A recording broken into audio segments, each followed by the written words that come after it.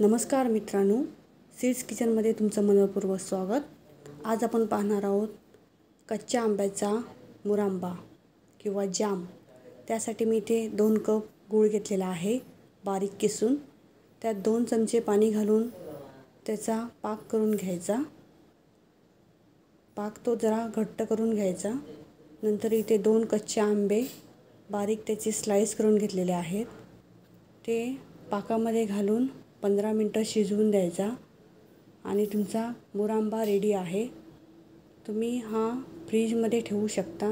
तुम्ही ते पाहू शकता हा मुरांबा कसा घट्टसर आणि ट्रान्सपरंट झालेला आहे। चपातीसाठी किंवा डब्याबरोबर खायला तोंडी लावायला एकदम उत्कृष्ट आहे। ही रेसिपी नक्की ट्राय करा। जर तुम्हाला व्हिडिओ आवडला असेल तर नक्की सबस्क्राइब करा। Thank you.